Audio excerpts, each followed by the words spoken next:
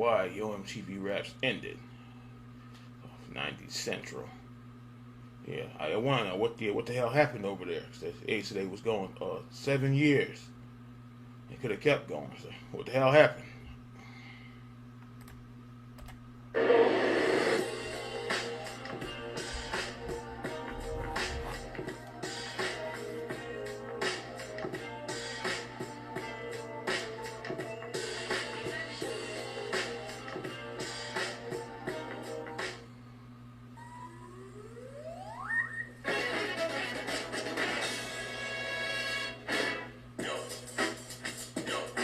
Yo.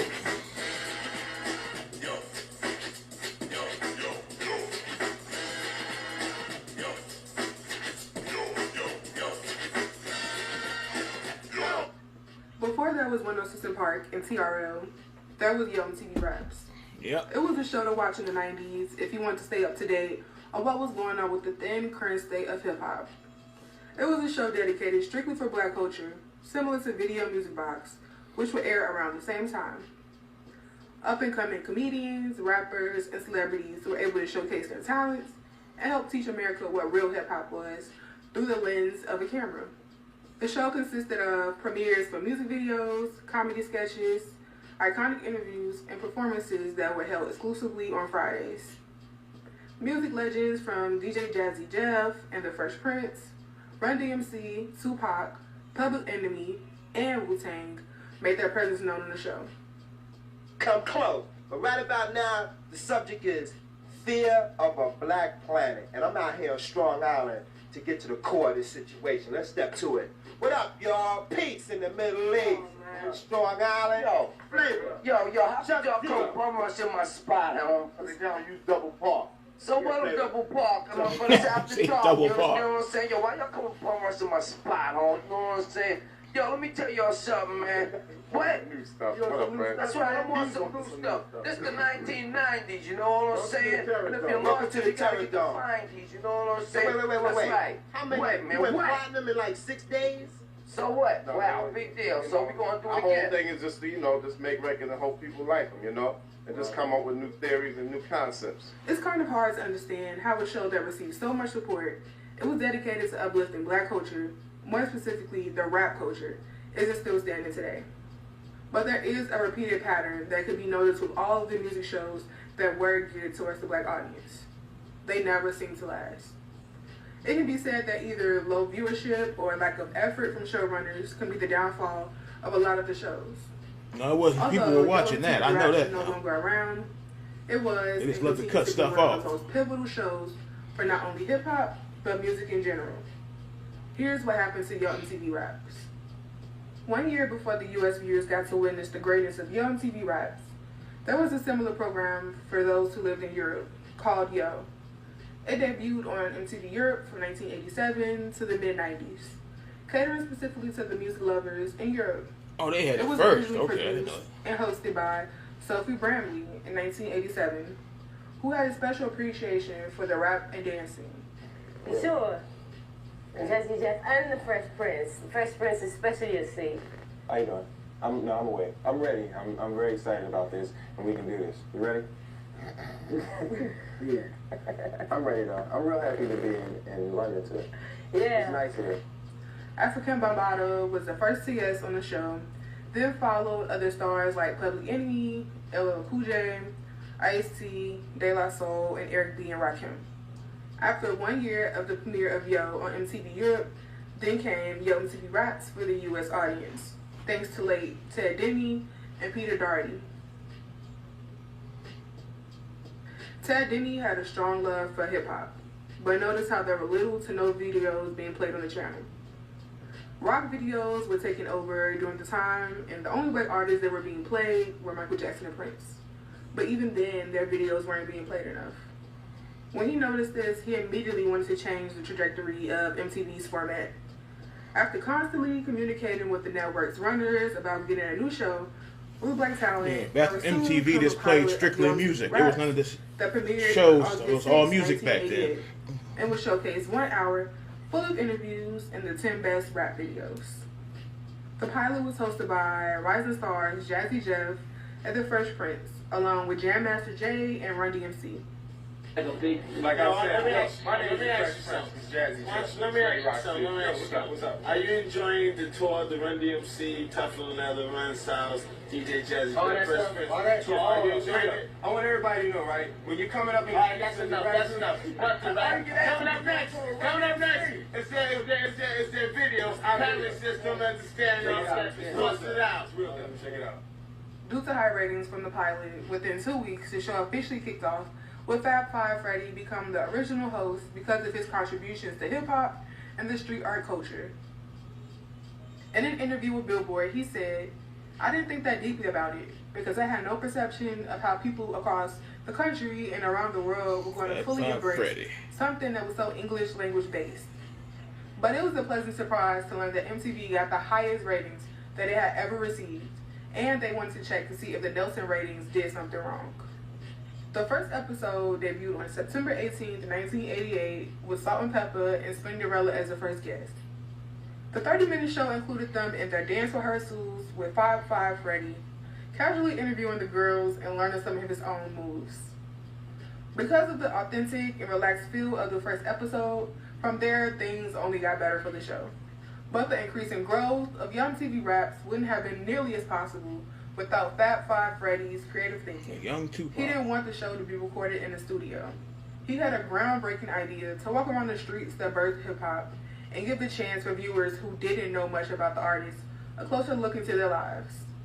As the show continued to go on, it opened doors and gave artists opportunities within the music industry.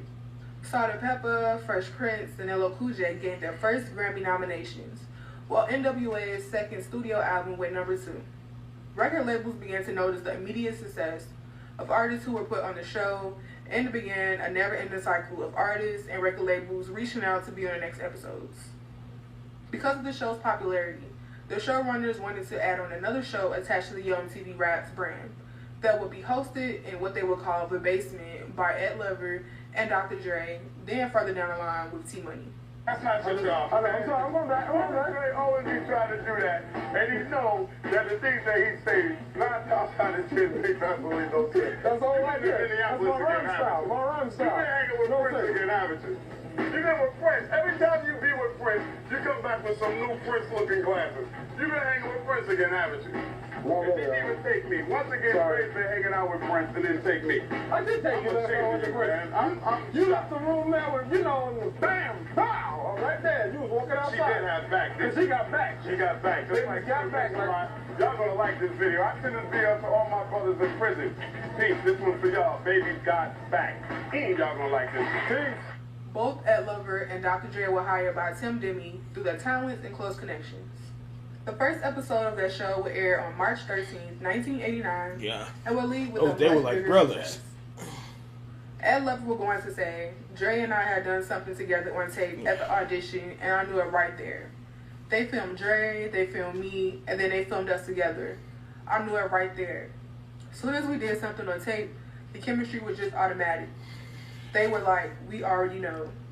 We programmed that show from the first time we aired that show to the last episode. Every episode you saw on there, that was Dr. Dre and Ed Lover programming it." The biggest milestone for me at Yo MTV Raps is when Peter Doherty met me while I was DJing in a loft in downtown, and he said, "Hey, have you been watching this thing called Yo MTV Raps?" And I said, "Yeah," because he knew me from DJing with the Beastie Boys. And he said, "Would you like to come down? I want to talk to you about this show." And I said, "Sure. You got any ideas?" And I said, "Yeah, I got some ideas for it." And our journey was so unique for us, for Ed and I got to keep it very simple. Every week we thought we were canceled. Every week. Yeah. Because when we were sitting there working, it was like, yo, this is the last week, yo, we're going to go one more week in here and we're done. Even when we got the contract, because what would happen is, where you can attest to this, they would mess with the time of the show. We do 30 minutes, then we do 60 minutes, then we do one. So they tried a trick they thought was going to wipe us off the channel. Yeah. They said, we'll put them on twice a day. Nobody can survive that. And then the rest blew up. Right. Though the pair didn't know each other prior to the audition, their personalities meshed perfectly to the point where they didn't need a script at all. Yeah, I thought that they grew up together and everything. I thought they met each other later. But yeah, that saying the show wasn't going to get popular. Come on now. I remember, this had to be early 90s. Yeah, the MTV trading cards. I had a whole box of them. And then the Who's the Man movie. Come on now. It wasn't popular. Bullshit. It was popular as hell. Did you talk with it? I don't know. Folks talking about. From Ed Lover's funny dance sequences with the coin phrase, Ed Lover Dance, to Dr. Dre's hilarious jokes, the show would go on to become one of MTV's greatest shows ever. Together they would put the stamp on MTV, becoming a channel to watch in households across the globe during this time period.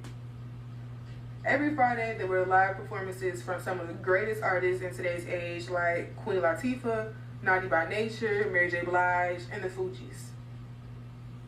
Two of the most memorable episodes in Yo MTV Rap's history would easily be the NWA episode where they were riding down Compton in bulletproof vests, and the episode of Tupac dissing the Hughley brothers. Getting to the Stop the Violence video, it's a big subject right now in the whole rap world. I want my man Ice Cube to speak a little bit about LA violence and what's going on. Well, after a lot of people saw colors, they thought LA just all violent. That's not true. Yes, it is some hard parts, but there again is some good parts. But I like to say, when a brother kills a brother, man, the only people that's happy is the other man.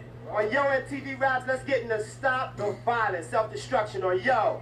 I remember that song. Yep, I remember all that. Let me tell the whole world. All right, tell them how you did with that. Punk, slump, you know what I'm saying? You'll have a chance to come here and rebuttal. No, they won't. They better come now. Check this out. They fired me, but did it in a roundabout punk snitch way. So I caught them on the streets and beat they behind. You know what I'm saying? What the fuck? You know, Pop gonna speak his piece.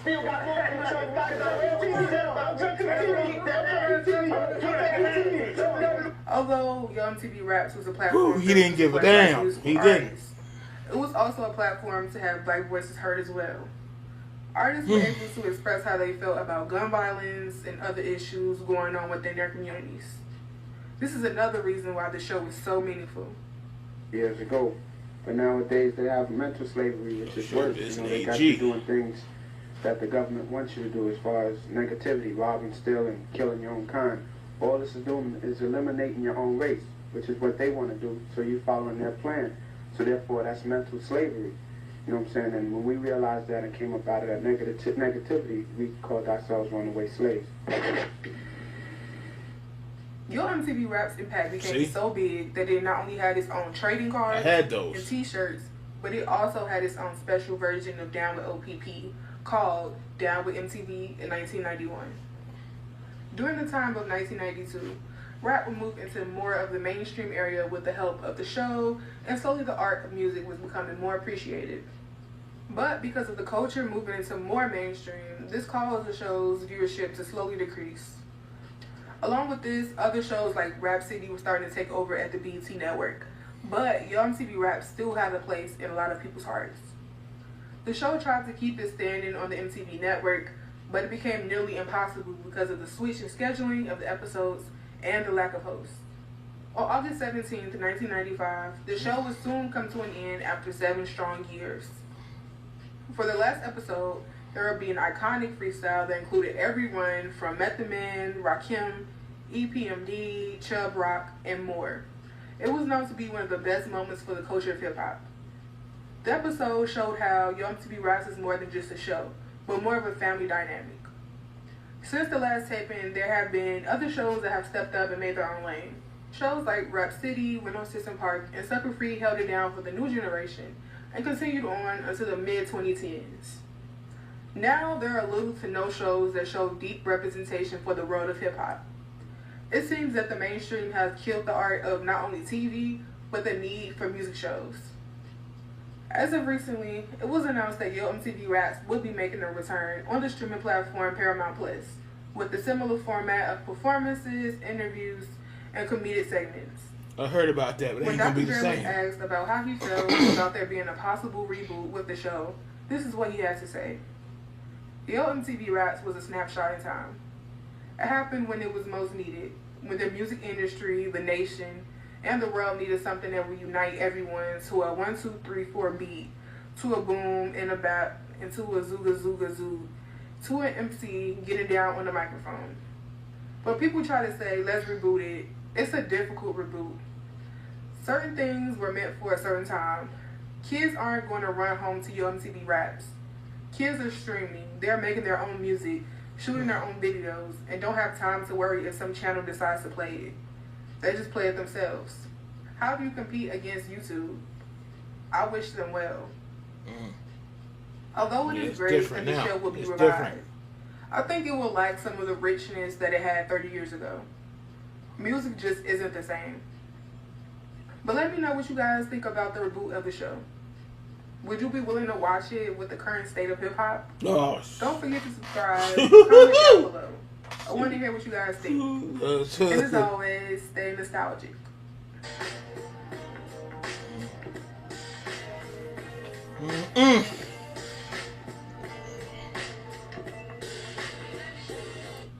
No, I ain't gonna. That ain't gonna be the same right there, boy.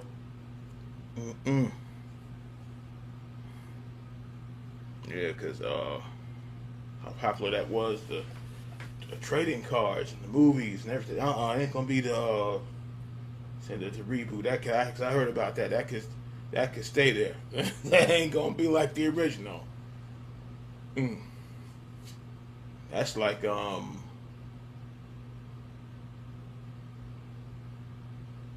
they tried to bring back with BT, not bring it back, but had a new host 106 and Park. When AJ and Free was gone, people watch it, but it wasn't like it was. You know, Rap City, same thing. After I watched it kind of with Big Tigger, but like after that, I think it was another. It was like one more or two more people after that. Like, nah, it ain't the same. So when they keep changing stuff, people just the interest ain't there. The interest is gone. They just keep switching stuff. Like a TV show, if the main people ain't there, it ain't like it was. You know, some people will still watch some of it. A lot of stuff, it ain't gonna be the same no more.